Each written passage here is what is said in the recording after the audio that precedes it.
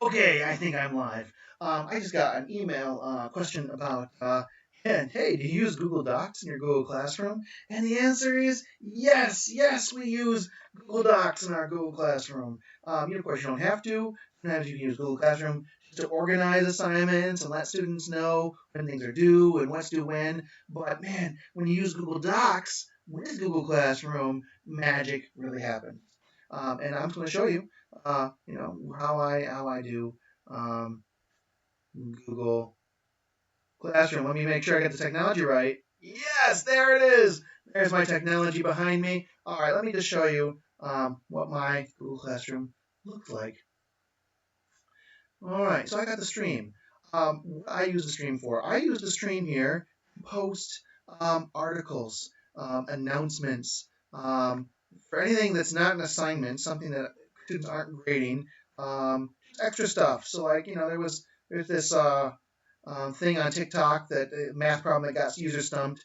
I post that. There's some math video games. I post that. There's my Zoom information link for students to get extra help.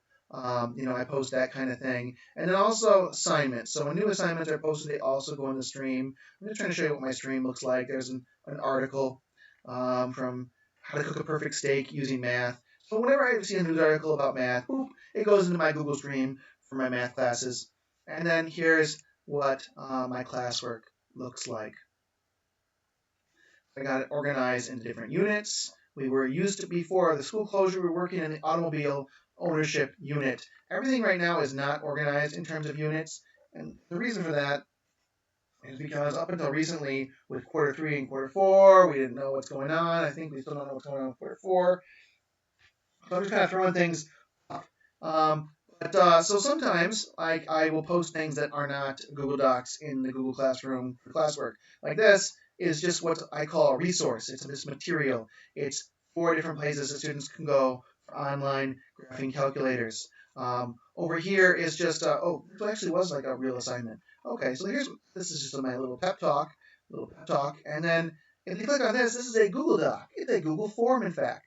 And if they click on this Google form, they will get an assignment. So this is the assignment I assigned in Google Classroom, and it's a Google form. And there's my little pep talk again. And then my Google form has the unit with all the 4 different lessons that are going to be within this unit. This is lesson 1, section 1, utility expenses. The student will put down their name. This helps me see who they are. And then they've got video instruction. If I click on this little button right here, eventually YouTube will.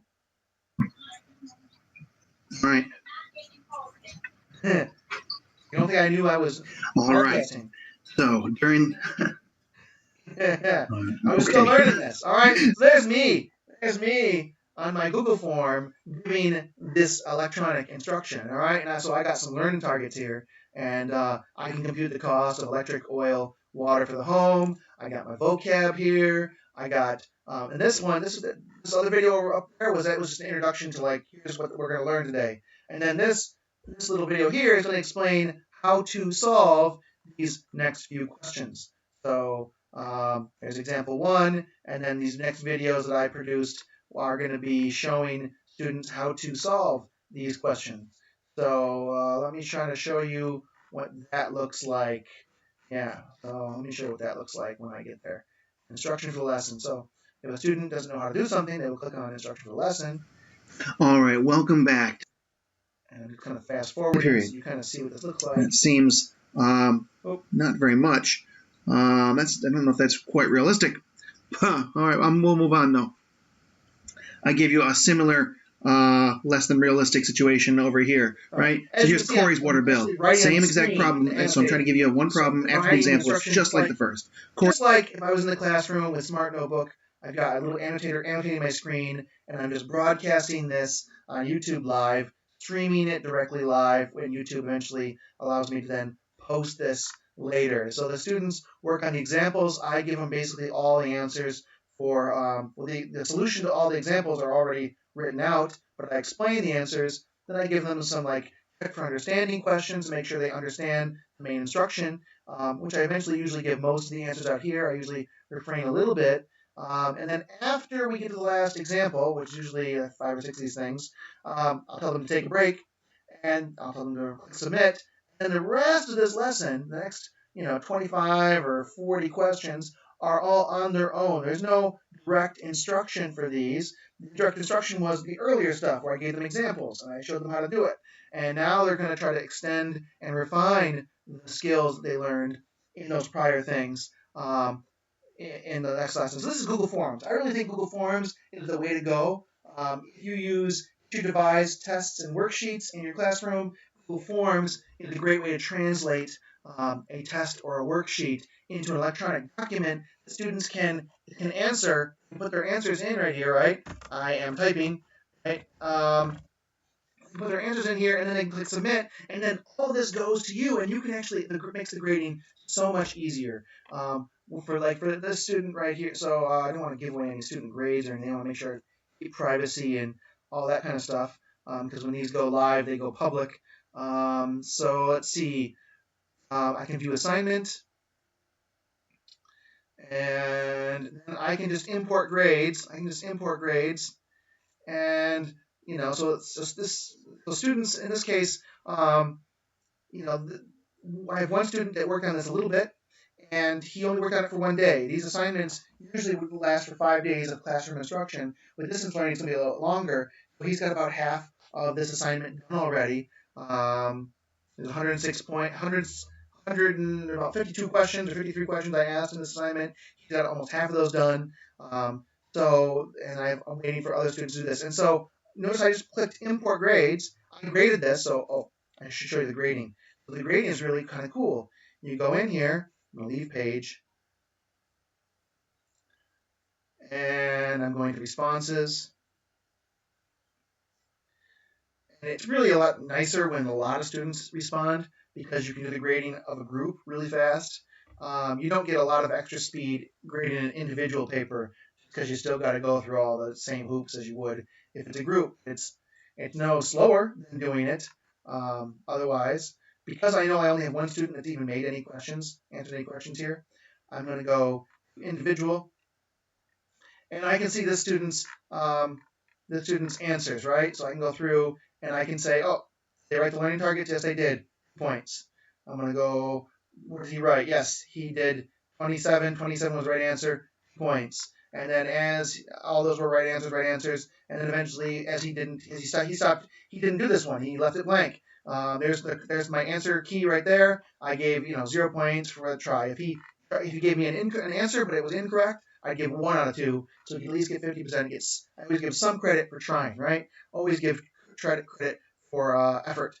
And so so after I do all this, after I do all the grading question by question, I press save. I go back here, I press import grades. The grades are now visible to the student, and they can see all that.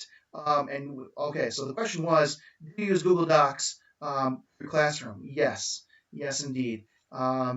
Let's show another example. So another example is, I've got this one coming up where I am using a spreadsheet. So up here, where is it? This is an assignment I haven't assigned yet, but when I assign it, it is a spreadsheet for students to complete. Right here, there's a checkoff budget matrix, and I want them to check off. If I tell them utilities are paid monthly, I want them to know monthly means put a check mark for every month.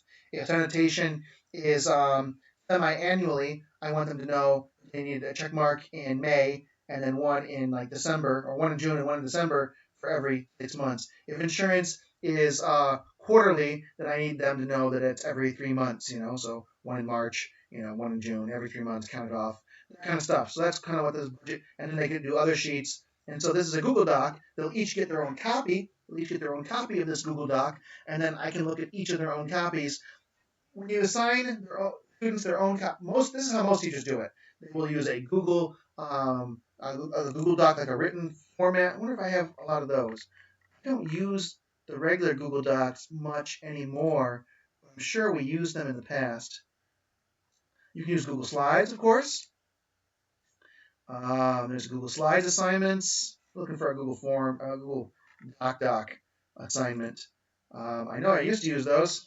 That's how I started with all this. No, that's a spreadsheet. There we go. There's one. So, all right. So we had this assignment where it was periodic compounded interest, compounding periodically. So let's see what this one looked like. This was from quarter one.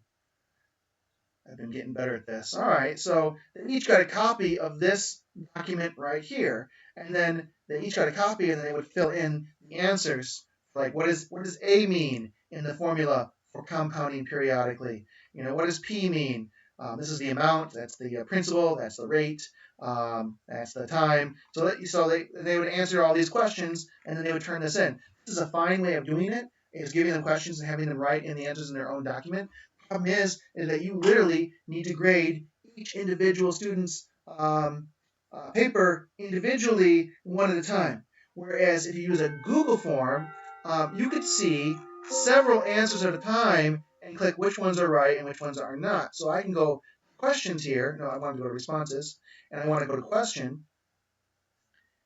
And I'm going to forward past a few questions. Here we go. Just to preserve some. All right. So I could see I got one response for this student. I'm going to give the green check mark. Gives that student 2 out of 2 points. All right. Now, if I had 20 students who answer this question, I can give the check mark for anyone who got it right. I can press the X mark for anyone who did not get any points, and I will give 1 point to anyone who gave it a try. Okay. So I can grade the entire class's response to the single question all at once. I press save. I go to the next question, and I can do the same thing again.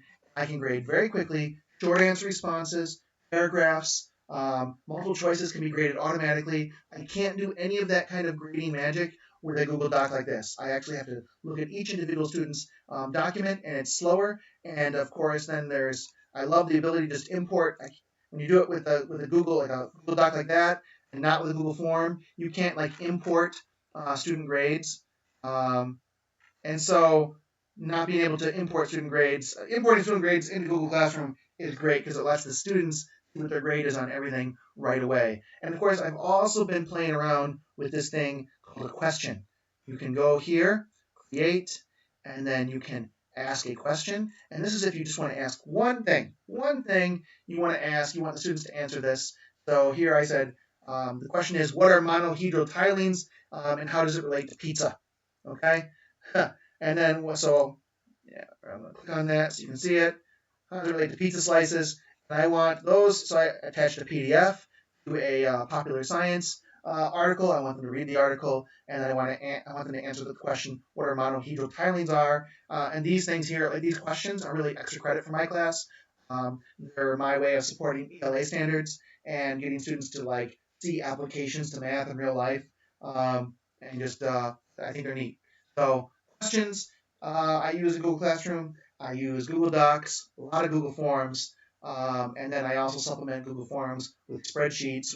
You can't graph on a Google Form, but for most English and social studies applications, bam, you know what I mean? I wouldn't say essays. Essays, if you're going to have a student write an essay, you probably want to use a regular old Google Doc and have them write, because you actually want to read an essay like a whole thing, right? You want to because you want to read the whole thing at once, you want to grade it all at once.